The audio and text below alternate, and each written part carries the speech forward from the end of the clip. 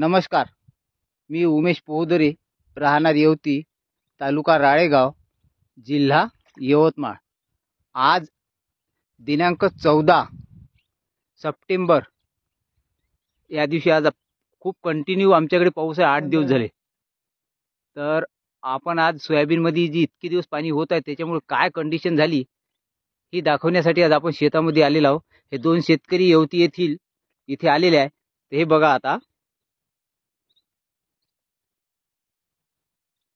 पाणी कसं हिरवं झालं आणि बघा दोन्ही साइड पूर्ण फक्त पाणीच पाणी। बघा कसलाही मालावर दुष्परिणाम झालेला नाही। तुरी पण आहे, एक पण तूर इथे मेलेली नाही। बघा छोटी राहिली पाण्यामुळे, कंटिन्यू इथे पाणी आहे सुरुवातीपासून।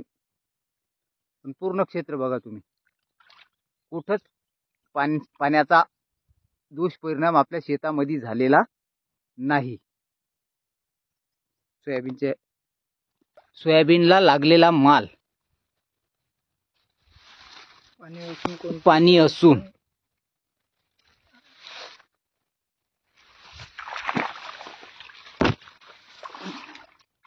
हे बघा चालताना बघा, पडाची भीती वाटते चालताना, एवढं पाणी बघा। हे चिला काढ, चिला पूर्ण चिला साचलेला आहे। पूर्ण वावरभर येतच नाही तर पूर्ण वावरभर चिला आहे। पूर्ण वावरात शेवाळ झालेला आहे। कुठलाही कोणताही दुष्परिणाम मालाला झालेला नाही।